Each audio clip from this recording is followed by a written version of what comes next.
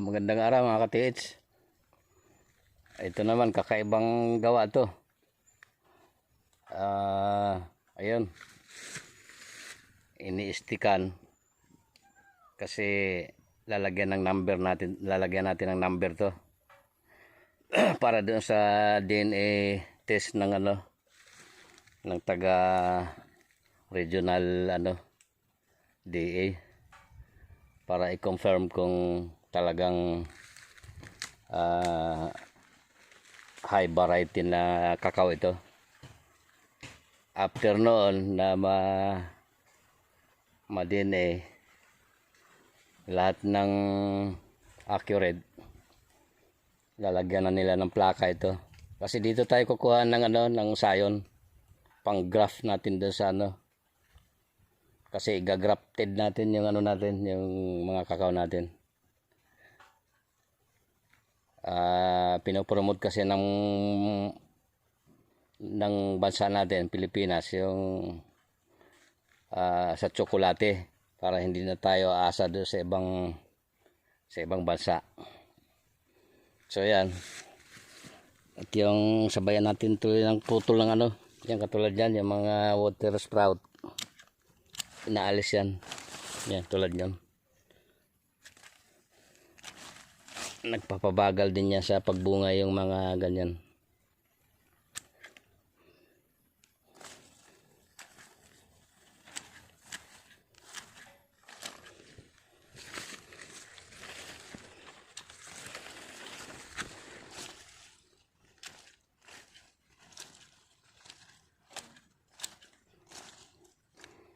So yan, lalagyan natin ang number yan.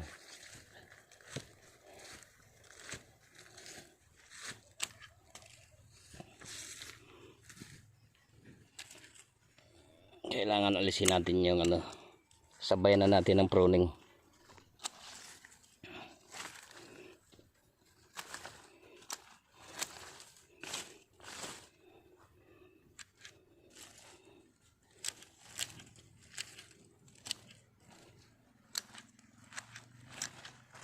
Bago po natin i-market yung mga seedling kakao natin, i-gagrap natin yon.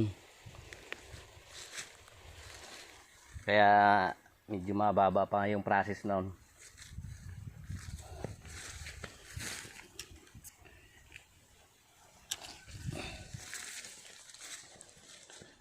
Ayan o.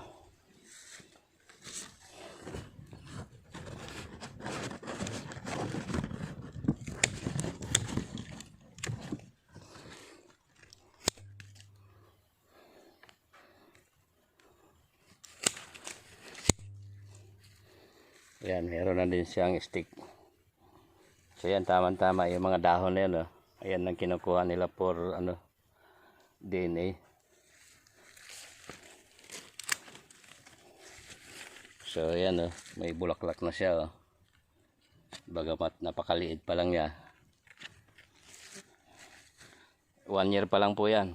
Tinanim ko lang yan nung last year.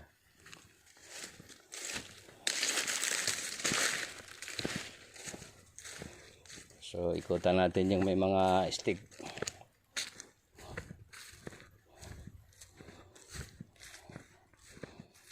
Yan, meron na siyang stick.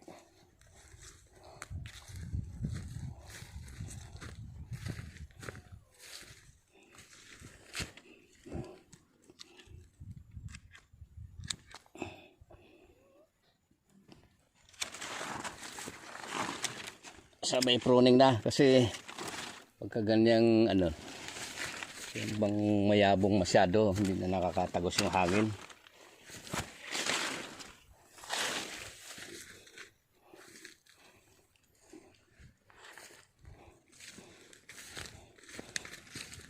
So ito, may mga stick na to.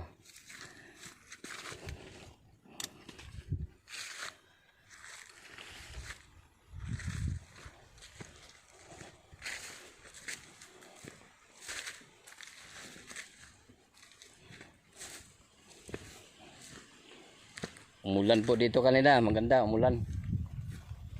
Tsaka yan, madilim pa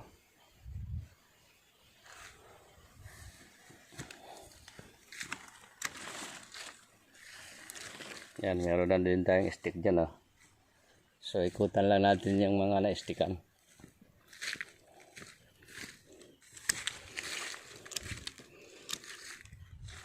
Hindi po masilan ang kakao. Kahit sa medyo malilim, nagbubunga yan. 50% yung inid, pwede na sa kanya.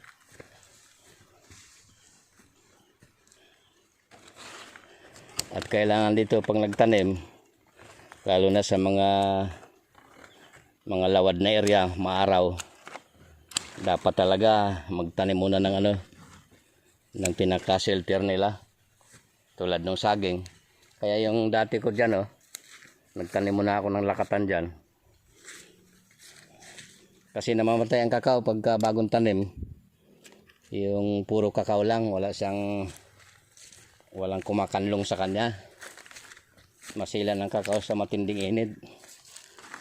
Pero pagka yan naka 3 years na, ayun, yan, may stick na, oh. So ito yung tinatawag na water sprout. Kumbaga nasa ibaba siya ng dugtong ng grab. So pwedeng matalo ang grab niyan, magiging seedling na lang yan. Kasi ang mahalaga dito yung ginrab as quality.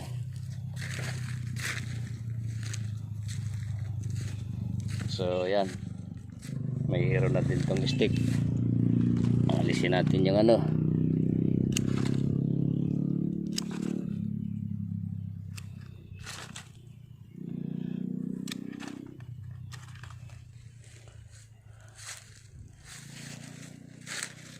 mayroon na ding stick. Nanambira na lang yan, madali na magkabit ng number yan. Pinalagyan ko muna ng plastic yung mga number natin.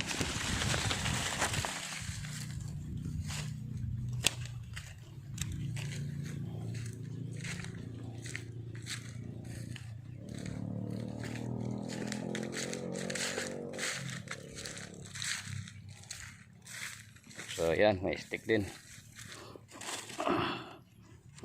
Alisin din natin yung yan yung mga water sprout. Napipigil pati yung pagbunga niyan pagka dumami yan.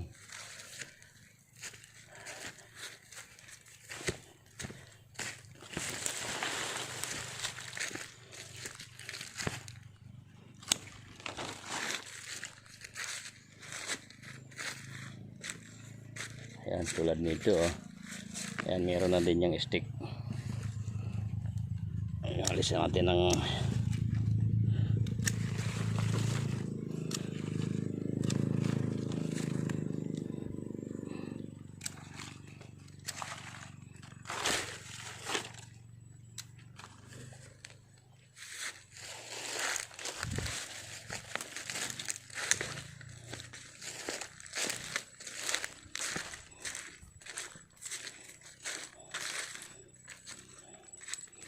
yan, katulad niya, no? So nahalo siya, ito yung puno niya, oh.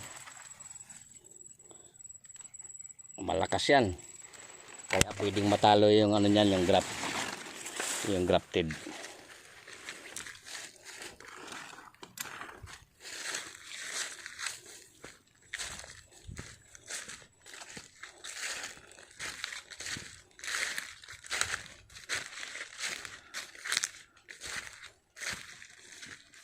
Itong mga video ko po, mga ka-farmer, para doon sa mga hindi pa nakakaalam.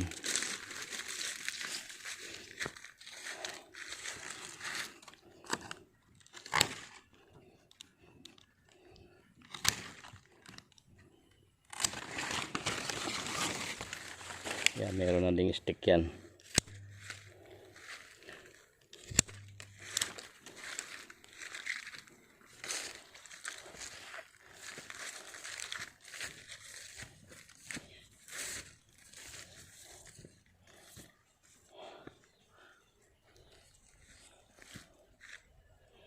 So dito muna tayo dito kasi siningit-singit ko lang dito sa medyo may kawang yan, yung mga yan.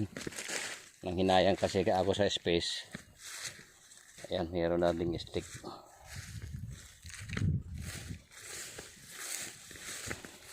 So ayan na naman ang damo. Noong tag-araw to, napakakinis to. Pina-spray ko to ng herbicide, pandamo. Pero ngayon, ayan na naman. So ayan, may stick.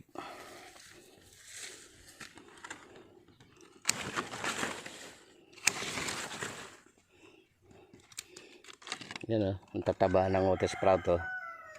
Kung hindi natin mapapansin yan, tataluhin niya yung itong budding na to. Kailangan siya lang.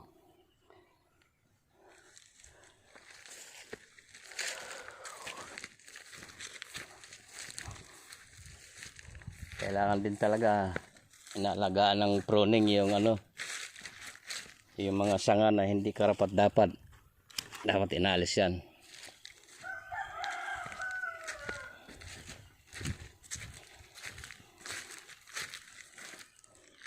Yung mga seedlings natin dyan, pagka nag-grap yan, pwede yung pambinta doon sa gusto magtanim,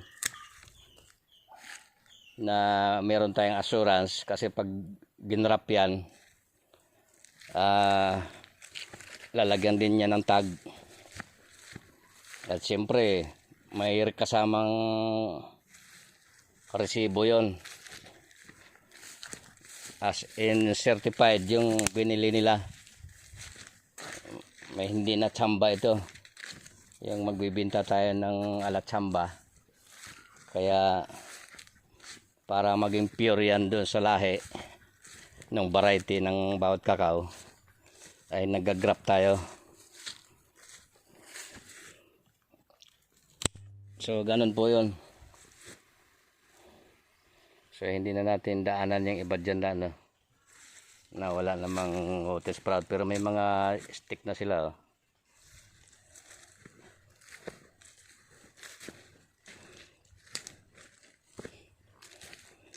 Ito meron.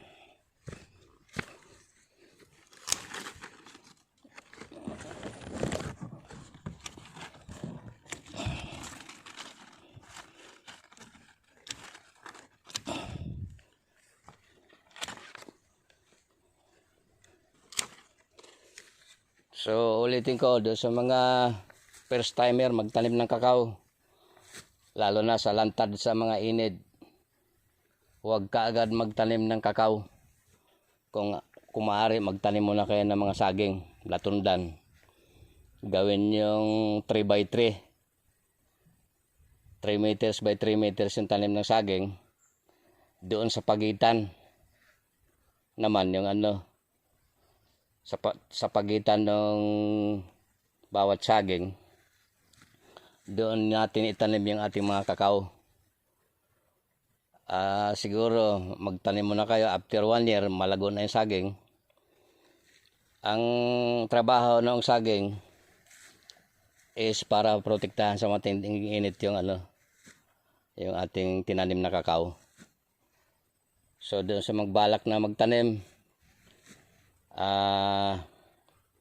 magtanim muna kayo ng saging, either lakatan, latundan. Wag lang yung saba kasi mahirap patayin yon.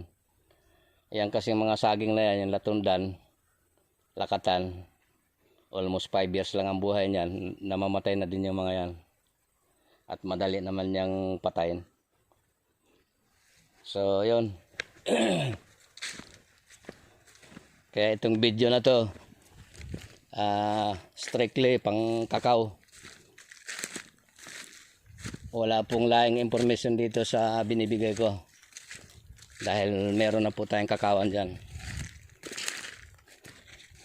So maganda ang niyan yung feedback pagka nakabili kayo ng mga kakao na certified. At yun talaga ay pang tsokolate natin dito sa Pilipinas. Kasi tayo palang bansa natin umaasa ng tsokolate, lalo na sa part ng Amerika. So masyado tayo kaya panahon na para magsarili na tayo ng At marami namang nakakaalam na ngayon sa processing ng tsokolate. So mag-provide tayo ng mga bunga. At itong ipoprovide ko mga ano to, mga certified cacao. Ito po yung mga unang cacao ko na ito, lalagyan din natin ng stickan din natin to. Ano na to, ongoing na ito, namumunga na ito. So kanina ko pa dapat gawin to, kaso lang umulan hindi tayo makapag-video.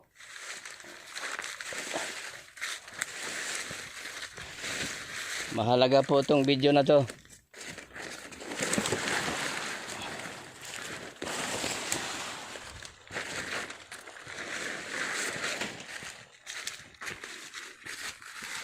Ayan, water sprout. Yan, nasa baba siya Kaya kung maalis natin yan, yung sa tataba niya yung suporta niya, lahat dito na. Ito, meron pa sa taas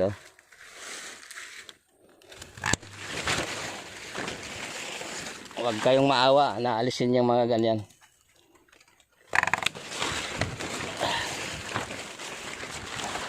Ang lulusog pa naman yan. Ayan may mga bunga na tayo So baka nitong mag-uulanan na, hindi na tayo magpupunla yan. Kasi takot na ang kakao dyan pagka naninibol yan sa plat at binabakbakan ng ulan, mapapasik lang din. So itong mga bunga natin ngayon, baka sa fermentation ang punta niyan. Ito pong ating galing Davao to. Binili namin. Ano yata to? So tinravel pa ito sa airplano. Nakalagay ito sa katsa. Buto itong binili namin, itong Davao variety na ito. So dahil nga hindi siya grafted, lumalabas ito na F2 na siya, hindi na siya pure. Pero may lumalabas dito pa rin na kaya pipiliin natin dito yung mga nagiging pure.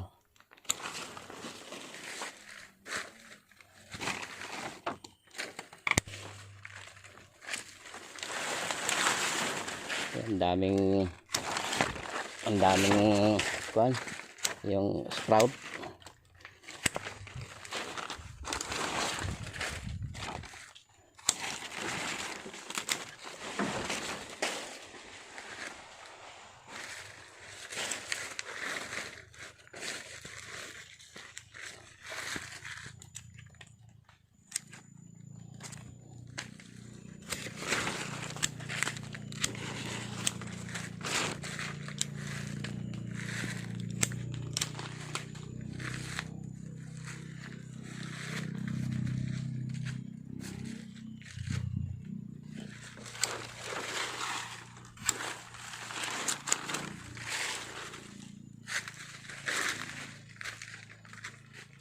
Yan po, ang daming bulaklak So pagka nag-uulan na ganyan, baka ipapa-spray ko din to tuwing hapon kasi may mga sumisira din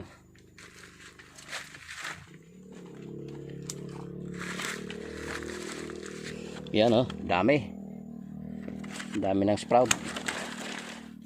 Kaya alisin natin yan para yung supply niyan mapupunta sa taas.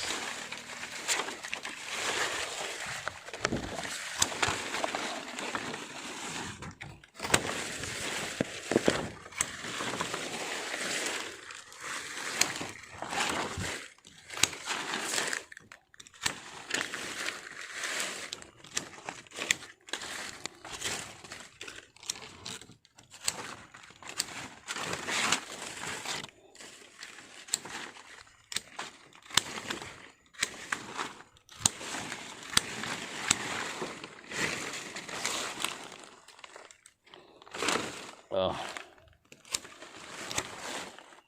po, oh. Marami siyang bulaklak, oh. So yung suporta ngayon yan mapupunta dyan sa mga bunga.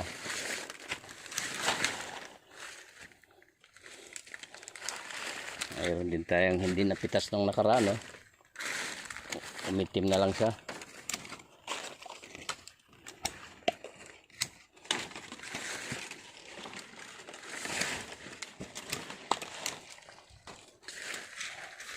At saka yung pagpupruning, kailangan marunong ka tumingin ng yung komportable siya. Ang tulad yan, yung papunta sa loob. Ayan, oh. Ayan. So hayahay na siya.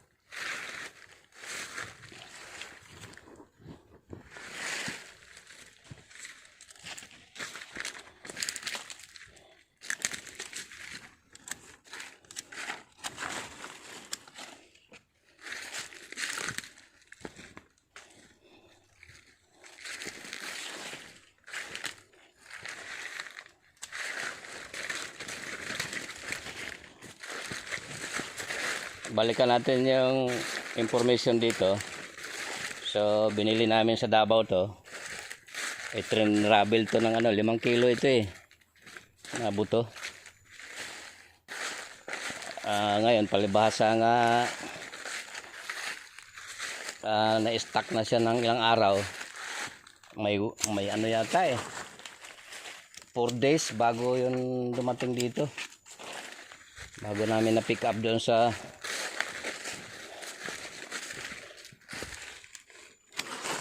LBC. So ang nabuhay ko lang nasa 400 lang yata to. Dito tayo nagsimula.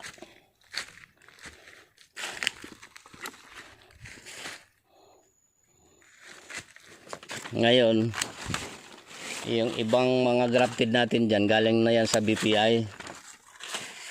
Kasi nagpropagate din ng BPI. Nag-request tayo doon.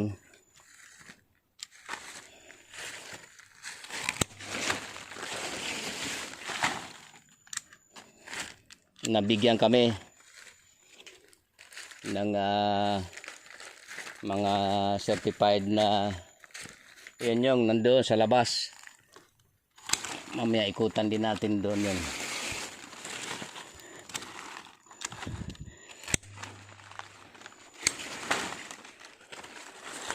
Ayan po, parang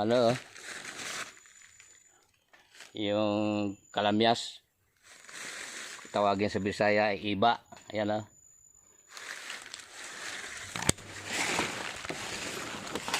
magtutuloy lahat ngayon to, yung bunga nito. So sa ferment na ito, yung fermented, gagawin siyang ipipermit siya ng ilang araw bago siya sun dryer. Bago pag na dry na yon, ready to process na yon.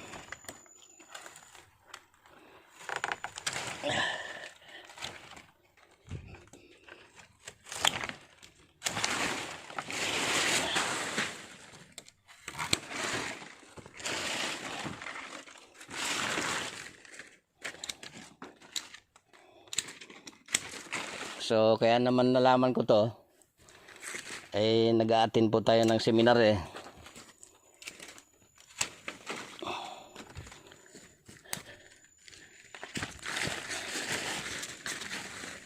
Mayroon namang binibigay yung gobyerno natin na mga pre-seminar nito.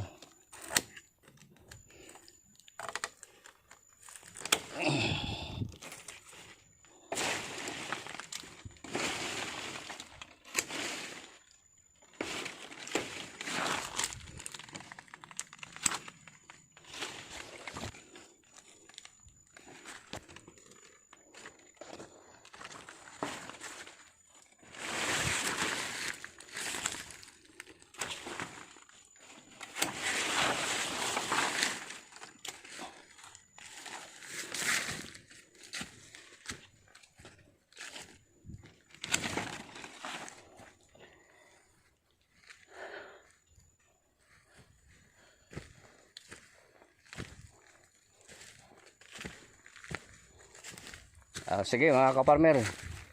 Total, halos na kompleto ko na yung detalye. Pero doon sa labas mamaya, mag-isang video pa tayo para mas ma-enlight yung yung paliwanag ko. At medyo mahaba na eh. Sige mga kaparmer, maraming salamat sa inyo. At sana huwag kaligtaan na mag-subscribe yung mga newly viewers ni Tatang. Maraming po salamat at God bless sa ating lahat.